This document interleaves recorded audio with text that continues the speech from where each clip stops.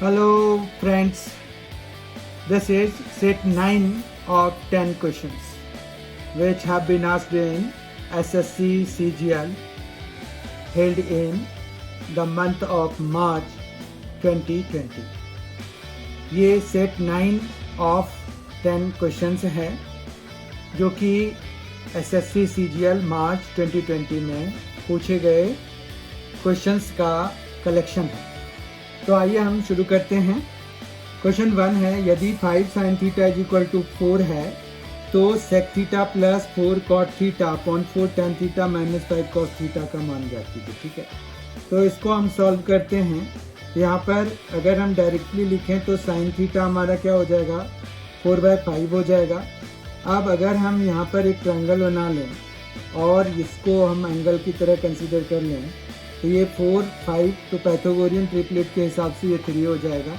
अब हम अगर सेक थीटा यहाँ पर आ जाएं, सेक थीटा की वैल्यू हमारे पास कितनी हो जाएगी, वो होती है h/b, तो ये आ गया 5/3। ठीक है, फिर प्लस 4 cot थीटा, तो cot होता है बेस बाय परपेंडिकुलर, तो 3/4। ठीक है, 4 इंटू tan थीटा इज 4/3 क्योंकि p/b होता है, माइनस 5 इंटू cos थीटा क्या हो जाएगा हमारे पास, cos थीटा होता है b/h, तो ये आ जाएगा 3/5। समझ में आ गई बात। ये 5 कैंसिल करा देते हैं, 4 कैंसिल करा देते हैं, तो ये आ गया 5/3 प्लस 3 अपॉन में आ गया हमारे पास 16/3 माइनस 3। ठीक है, तो इस तरह से अगर हम देखें तो ये आ गया 9 प्लस 5 14/3 ऊपर, और नीचे आ जाएगा 16 माइनस 9। 16 माइनस 9 कितना हो गया, 7/3। 3 कैंसिल, 7 से ये 2 टाइम्स में, तो ये आ गया 2। अब ऑप्शन वाइज देखें तो थर्ड ऑप्शन हमारा correct. Second question is, triangle ABC की भुजा BC का मध्य बिंदु D है। भुजा AC पर बिंदु E इस तरह से स्थित है कि CE is equal to 1/3 of AC है होता है, तो BE और AD एक दूसरे को बिंदु G पर प्रतिच्छेदित करते हैं, तो AG/GD क्या है, ये हमें निकालना है। ठीक है, तो उसके लिए हम पहले ट्रायंगल एक बना लेते हैं। तो let us make a triangle. First of all we make a triangle. Triangle बना लिया हमने, मान रखिए कि ये कुछ इस तरह का बना लिया। ठीक है, अब हमने यहाँ पर ABC मार्क कर दिया, तो A, B और C मार्क कर दिया। ठीक है, ABC मार्क कर दिया। अब हमारे पास यहाँ पर ये कह रहे हैं कि D जो है वो ABC का जो है मिड पॉइंट है। ठीक है, और फिर यहाँ पर E एक ऐसा पॉइंट है जो कि यहाँ पर अगर ये 1 पार्ट है तो इधर 2 पार्ट है। क्यों? क्योंकि ये जो EC है वो 1/3 ऑफ AC है, तो मतलब 2 पार्ट इधर है। समझ पा रहे हैं, 2 पार्ट इधर है और 1 पार्ट इधर है, तभी ये 1/3 हो रहा है पूरे का। ठीक, क्लियर है, यहाँ तक क्लियर हो गया। उसके बाद हमारे पास अगर ये मिड पॉइंट है तो यानी कि ये इसके बराबर है। अब let us consider this triangle. इस ट्रायंगल को आप देखिए ध्यान से। ठीक है, तो हमें जो है यहाँ पर ये G है, तो हमें AG/GD निकालना है। बेसिकली AG/GD निकालना है, तो उसके लिए हम क्या करेंगे, एक कंस्ट्रक्शन करते हैं। इस वाले ट्रायंगल में, ये जो नीचे वाले ट्रायंगल है, इसके पैरेलल हम एक लाइन खींच देते हैं। ठीक है, ये यहाँ जहाँ भी मिलेगा, ठीक है, यहाँ मिला मान रखिए, तो हम इसको कोई पॉइंट रख देते हैं, इसको P रख देते हैं मान रखिए। इधर ये 1 का था तो ये P हो गया। ठीक है, तो यानी कि ये 1/2 इधर हो गया और इधर 1/2 हो गया। समझ में आ गई बात आपको। अब जो है हमें यहाँ पर देखिए कि ये अगर हम बेस मान लें और ये पूरा ट्रायंगल ADP कंसीडर करें। ठीक है, ADP कंसीडर करते हैं।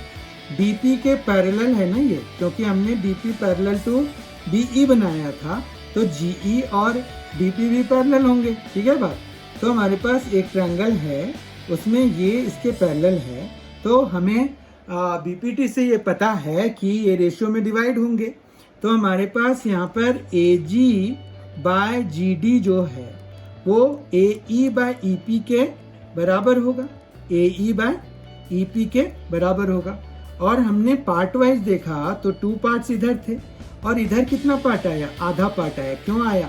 क्योंकि ये देखिए मिड पॉइंट है ना, ये इसका मिड पॉइंट है, इस वाले साइड का ये पॉइंट मिड पॉइंट है, इसके पैरेलल हमने खींचा तो ये जो तीसरी साइड को जहाँ भी मिलेंगे, ये जहाँ भी ये लाइन सेगमेंट मिलेगा उसको वो मिड पॉइंट पे मिलेगा। तो ये जो है हमारा 1 पार्ट था इधर बचा हुआ, ये आधा आधा पार्ट बच गया। ठीक है, बात समझ में आ गया होगा। और इस तरह से ये 4/1 हो गया। तो हमारा रेशियो वाइज कितना हो गया, 4:1 हो गया। 4:1 हमारा A option correct. Third question for today is a और बी की आयु का अनुपात 8 वर्ष पहले 2:3 था। 4 वर्ष पहले उनकी आयु का अनुपात 5:7 था। अब से 8 वर्ष बाद उनकी आयु का अनुपात कितना होगा, ये हमें पता करना है। तो उसके लिए हम जो है यहाँ पर क्या करते हैं, यहाँ पर अगर हम पहले देखें तो हमें क्या दिया हुआ है, 8 साल पहले जो है उनका रेशियो दिया हुआ है। तो लेट अस स्टार्ट।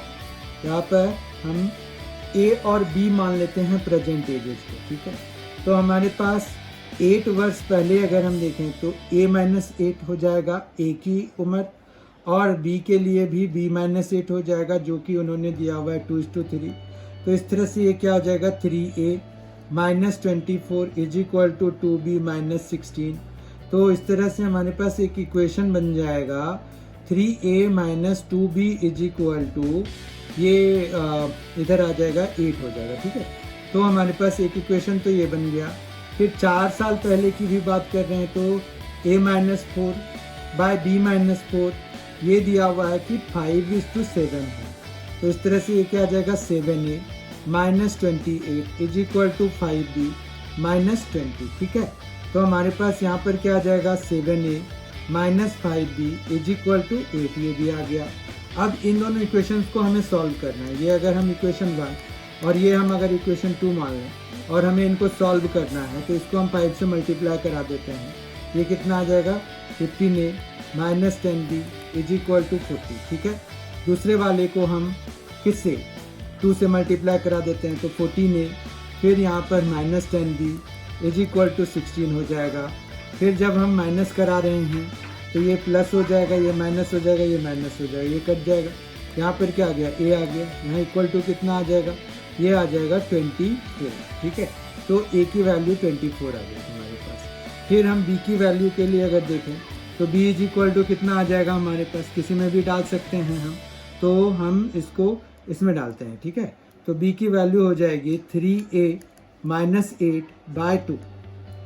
तो 3A मतलब 72 हो जाएगा, -8/2 72 -8 तो ये हो गया 64/2 जो कि 32 के बराबर हो जाएगा।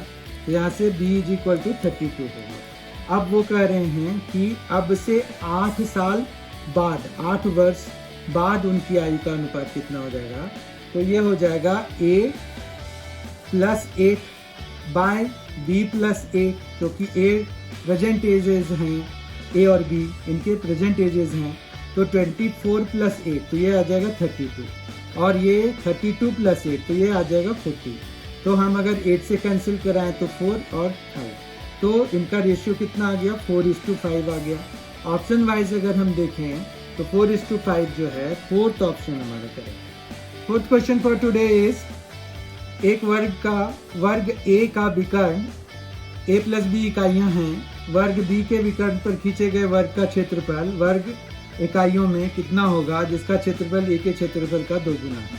अब विकर्ण की बात है यहाँ पर, तो पहले तो स्क्वायर का जो विकर्ण होता है, अगर स्क्वायर की साइड हमने x माना हुआ है तो उसके विकर्ण की लेंथ कितनी, x√2, और ये किसके बराबर दिया हुआ है, A + B के बराबर दिया हुआ है।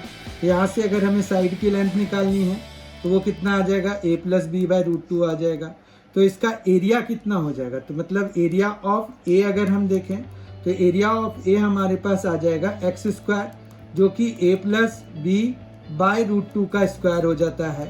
ठीक है, तो ये आ जाएगा A + B का स्क्वायर और /2 हो जाएगा। समझ रहे हैं आप।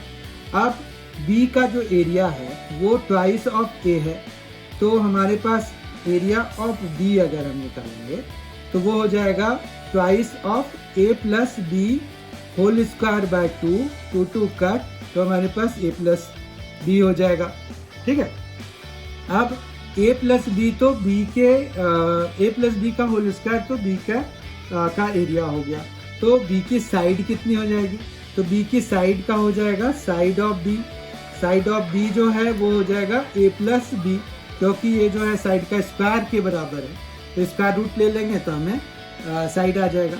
अब साइड आ गया तो डायगोनल की लेंथ कितनी आ जाएगी? तो हम डायगोनल की लेंथ निकाल लेते हैं। तो डायगोनल ऑफ बी जो है वो कितना हो जाएगा? ए प्लस बी और साथ में √2। क्यों? क्योंकि डायगोनल की लेंथ कितनी होती है? x √2। अगर x साइड की लेंथ है तो ये आ गया। अब अगर डायगोनल को ही एक साइड के तरह मान के और हम स्क्वायर बना रहे हैं तो एरिया कितना हो जाएगा? एरिया जो रिक्वायर्ड है, area required will be equal to A plus B और साथ में √2 और फिर इसका होल स्क्वायर। तो ये कितना आ जाएगा? 2a प्लस बी का होल स्क्वायर। अगर हम देखें ऑप्शन वाइज तो 2a plus B whole square first option हमारा करेक्ट है। टुडेज फिफ्थ क्वेश्चन इज यदि 708x6y8z9 वाली 9 अंकों वाली संख्या 99 से विभाज्य है तो हमें x plus Y plus Z का मान क्या है ये पता करना है। ठीक है, तो हम पहले ये देखते हैं कि अगर कोई नंबर 99 से डिविजिबल है तो इसका मतलब वो 9 से भी डिविजिबल है और वो 11 से भी डिविजिबल है। तो हम यहाँ पर दोनों ही लगाएंगे। पहले हम 11 से डिविजिबल होने के लिए सम ऑफ अल्टरनेट डिजिट्स निकालते हैं। तो सम ऑफ अल्टरनेट डिजिट्स निकालने के लिए हमारे पास यहाँ पर देखते हैं कि क्या क्या है। तो सम ऑफ अल्टरनेट डिजिट्स पहला अगर देखें तो 7 है, 8 है, 6 है, 8 है और 9 है। तो मतलब 7 प्लस 8 प्लस 6 प्लस 8 प्लस 9। ठीक है, तो हमारे पास ये आ गया 17, 6 23, 23 प्लस 8 31, 7 38 हो गया। ठीक है, उसके बाद अगर दूसरा वाला देखें तो हमारे पास एक तो 0 है, फिर x है, फिर y है और फिर z है। तो ये basically x plus Y plus Z ही हो गया। अब अगर 11 से डिविजिबल होना है इसको तो उसके लिए क्या होता है कि डिफरेंस ऑफ द जो दो अल्टरनेट डिजिट्स का सम आया है उनका जो डिफरेंस है वो 11 से डिविजिबल होना चाहिए। यानी कि 38 minus X plus Y plus Z जो है वो 11 से डिविजिबल होना चाहिए। यानी कि हमें x प्लस वाई की वैल्यू क्या क्या हो सकती है? तो पहली वैल्यू x की ये हो सकती है कि 3 हो जाए। ठीक है, क्यों 3 नहीं 5 हो जाए, सॉरी ये 5 हो जाए, क्योंकि 38 माइनस 5 जब हम करेंगे तो 33 हो जाएगा जो कि 11 से डिविजिबल है। तो पहला हमारा यहाँ जो प्रोबेबल है वो 5 है। ठीक है, उसके बाद दूसरा कितना हो सकता है? दूसरा हमारे पास 16 हो सकता है, क्योंकि 38 में अगर 16 माइनस कराएंगे तो 22 हो जाएगा जो कि 11 से डिविजिबल हो जाएगा। तो as a result the number will be divisible by 11। उसी तरह से तीसरा हमारे 27 हो जाएगा और फोर्थ हमारा 38 इटसेल्फ, मतलब 38 माइनस 38 तो 0 हो जाएगा। 0 किसी से भी डिविजिबल होता है तो 11 से भी डिविजिबल होगा। ठीक है, इतना समझ में आ गया होगा आपको।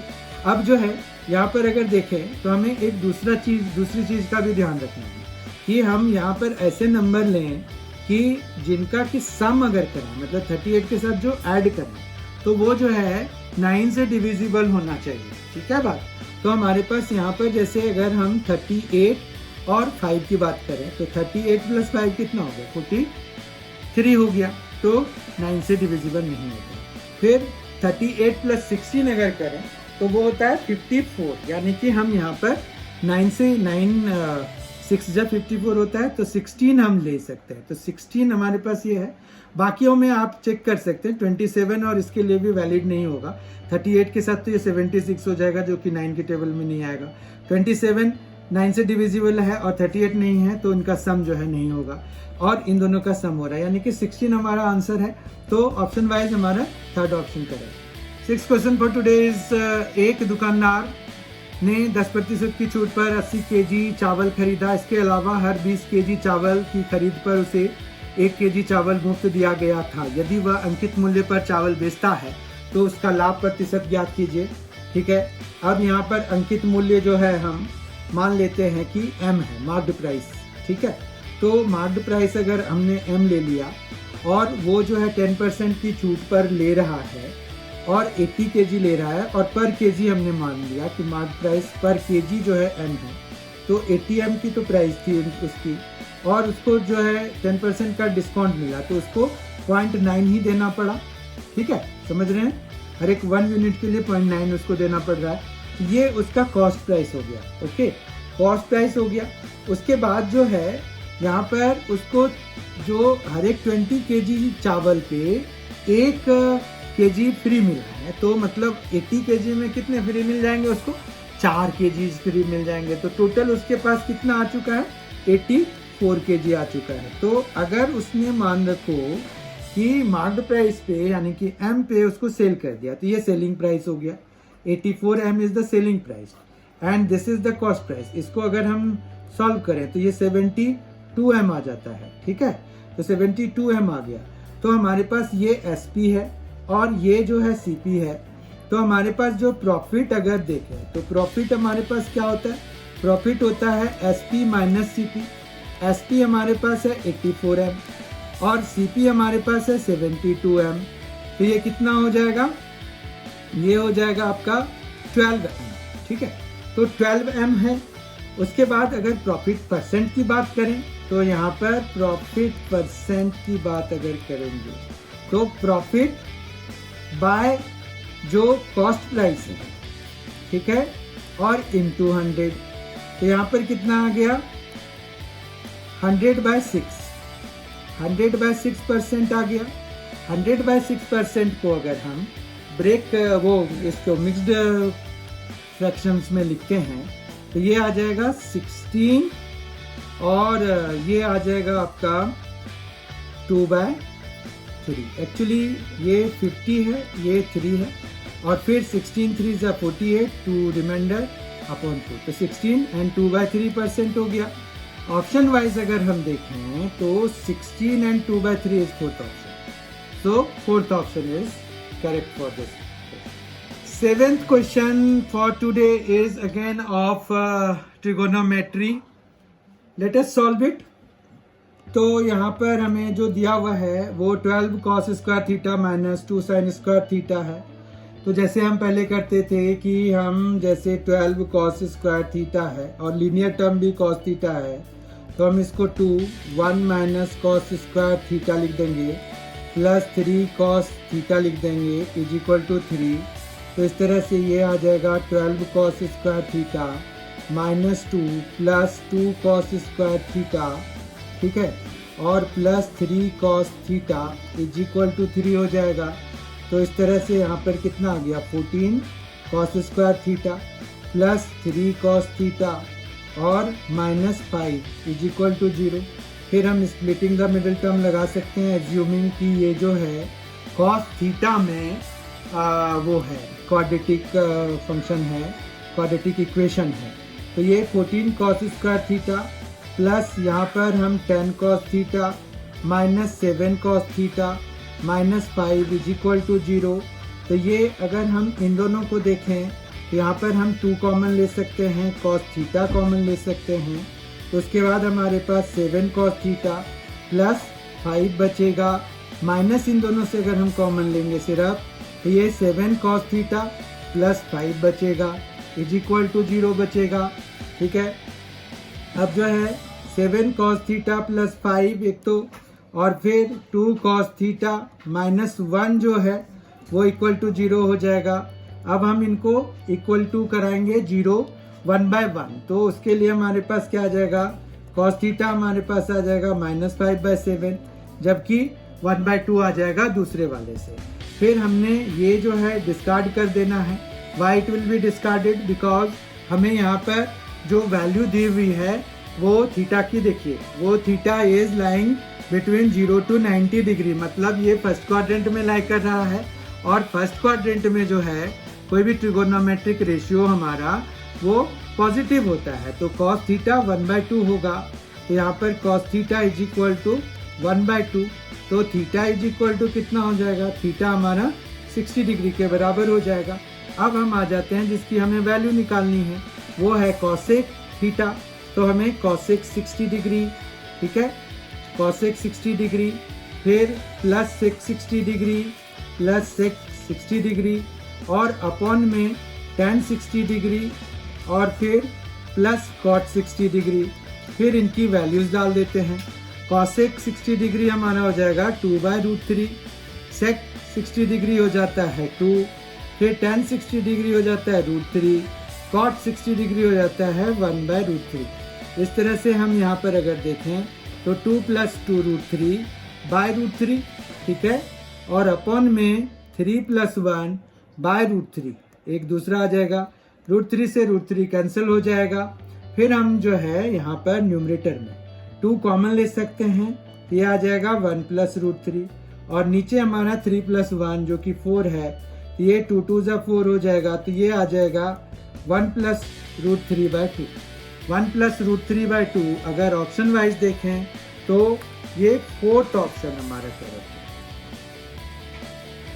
8th question for today is O केंद्र वाले एक वृत्त की दो जीवाएं AB और CD बिंदु P पर एक दूसरे को प्रतिच्छेदित करती हैं। यदि एंगल APC 95 डिग्री और एंगल AOD 110 डिग्री है तो एंगल BOC का मान ज्ञात कीजिए। तो यहाँ पर पहले एक सर्कल है हमारे पास।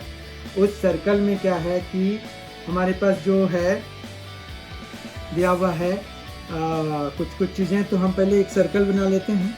तो एक सर्कल बना लिया, ठीक है।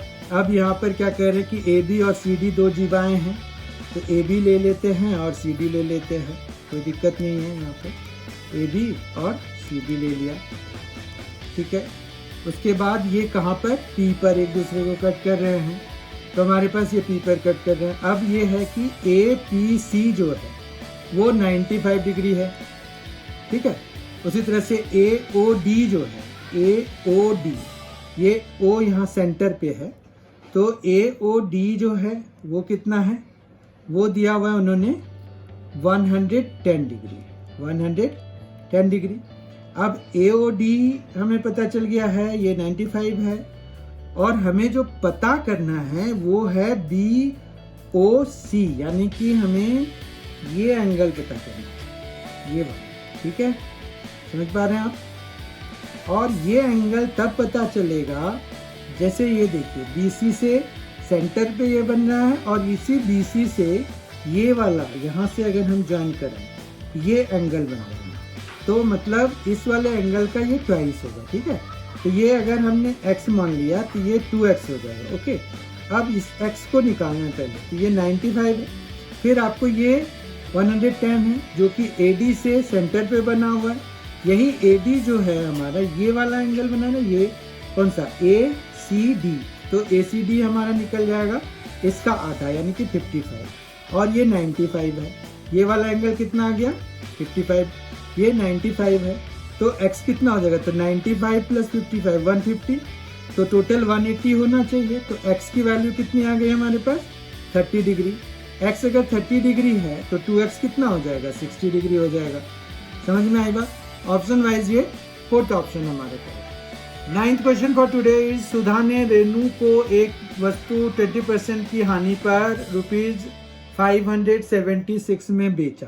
अगर मान रखो कि हमने C कॉस्ट प्राइस माना सुधा के लिए, तो वो 20% के लॉस पे बेच रही है, यानी कि 0.8 C की वैल्यू कितनी हो गई 576। तो यहाँ से C की वैल्यू आ जाएगी 576/0.8, तो ये आ गया 5760/8, तो ये आ गया 720। तो 720 C की वैल्यू आ गई हमारे पास, मतलब cost price of that commodity या जो भी वस्तु है उसका कॉस्ट प्राइस जो है 720 था, जो कि 576 में सुधा ने रेनू को दे दिया। रेनू ने उसके परिवहन पे मतलब ट्रांसपोर्टेशन पे 224 खर्च किया, तो 576 + 224 हो गया टोटल मिला के 800, ठीक है। तो 800 जो है वो रेनू का कॉस्ट प्राइस हो गया। अब रेनू जो है इसे रघु को ऐसी कीमत पर बेचा जिससे सुधा को 20% का लाभ प्राप्त हुआ होता, मतलब ये 24% का लाभ मतलब 1.24 ऑफ 720 हो जाता है, ठीक है। तो ये कितना, ये सेलिंग प्राइस हो गया किसके लिए, ये सेलिंग प्राइस हो गया हमारा रेनू के लिए, जो कि उसने रघु को दिया, ठीक है। तो रघु का ये कॉस्ट प्राइस है, ठीक है। तो ये 720 और इतने में हो गया। तो हम जब इसको मल्टीप्लाई करेंगे तो हमारे पास 1.24 इंटू 720 अगर देखें तो ये है 892.80, मतलब 892.80 है। और जबकि 800 अभी हमने उसका ट्रांसपोर्टेशन कॉस्ट और जो कॉस्ट उसने पे किया था वो मिला के 800 आया था। तो उसको टोटल कितना जो प्रॉफिट हुआ, तो ये प्रॉफिट हमारे पास, प्रॉफिट ऑफ रेनू हमारे पास आ गया ये 92.80। और अगर प्रॉफिट परसेंट की बात करें तो हमें प्रॉफिट परसेंट निकालना पड़ेगा। तो प्रॉफिट परसेंट जो होगा वो 92.80 बाय 800 इंटू 100, तो 100 कट हो जाएगा और ये आ जाएगा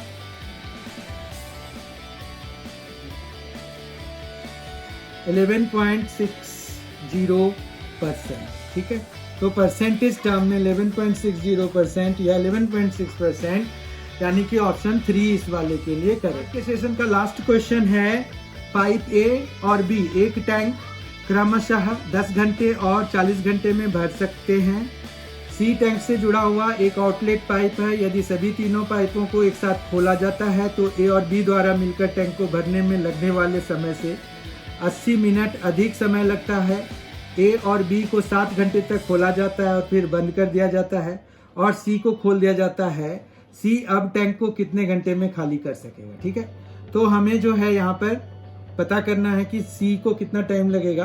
तो उसके लिए हम यहाँ पर इक्वेशंस बनाना शुरू करते हैं। यहाँ पर ए है, बी है, तो ए जो है उसको 10 घंटे में, यानी कि 1 घंटे में वो 1/10 भर देगा, और बी उसको 40 घंटे में, तो 1 घंटे में 1/40 भर देगा। तो टोटल जो है वो पूरा वॉल्यूम का 1/v पार्ट, अगर v हमने पूरा वॉल्यूम लिया हुआ है, यहाँ से हमें वॉल्यूम मिल जाएगी। वो वॉल्यूम हमें मिल जाएगा कैसे, तो ये 4 + 1/40 हो जाएगा इज इक्वल टू 1/v। तो ये आ जाएगा 1/8 इज इक्वल टू 1/v, तो v इज इक्वल टू 8 हो गया। तो हमारे पास वॉल्यूम एक तरह से वॉल्यूम की यूनिट वाइज अगर हम देखें तो 8 हो गया, ठीक है। अब जो है हम v की वैल्यू निकाल चुके हैं। अब मान रखिए कि c के लिए हम c ही ले लेते हैं कि वो c घंटे में भर सकता, वो खाली कर सकता है उस पूरे टैंक को।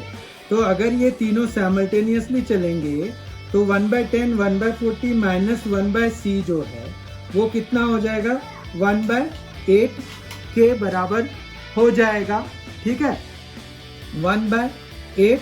और वो फिर जो मतलब हमारे पास ये है कि वो कितने देर तक चले, जो कि ये समझ में आ गया आपको कि ये क्या है, ठीक है ना।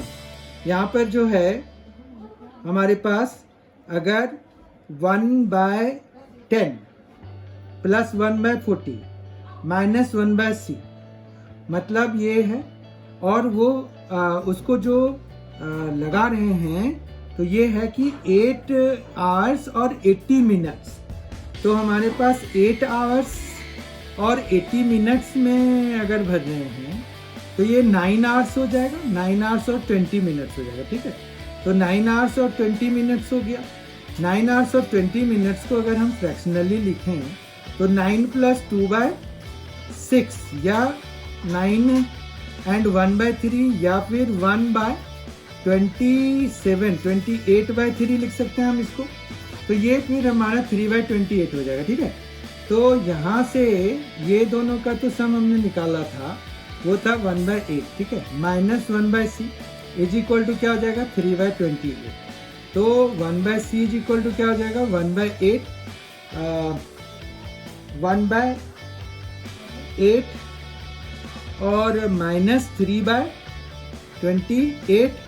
फिर ये जो है इनका अगर हम देखें तो 56, तो 7 - 6 हो गया, तो 1/56 हो गया। यानी कि ये जो आउटलेट पाइप है वो 56 आवर्स में उसको खाली कर देगा। समझ गए बात को। अब इतना तो हमारा ये पता चल गया उसके बाद जो है ये सी का तो हमें 56 आवर्स में खाली करने का पता चल गया। उसके बाद हमें क्या करना है, तो 7 आवर्स तक ये दोनों चले तो कितना पार्ट भर जाएगा, 7/8 पार्ट भर जाएगा। फिर मान रखिए कि x घंटे में वो उसको खाली कर रहा है, तो x/56 और बचा हुआ कितना होना चाहिए, 0 होना चाहिए, क्योंकि खाली हो गया, एम्प्टी हो गया, टंकी खाली है। तो हमारे पास ये है। अब ये x/56 इज इक्वल टू 7/8 हो गया, 8 7, तो यहाँ से x इज इक्वल टू कितना आ जाएगा, 49 आवर्स। मतलब 49 आवर्स में ये जो टैंक है वो खाली कर देगा x, जब वो 7 आवर्स तक उन दोनों से ये A और B जितना मिलके भरेंगे उतना वो 49 आवर्स में खाली कर देगा। ठीक है, ऑप्शन वाइज अगर हम देखें तो सी हमारा करेक्ट ऑप्शन है। इस तरह से आज का ये सेशन समाप्त होता है। Thank you so much for being with us. Thanks a lot.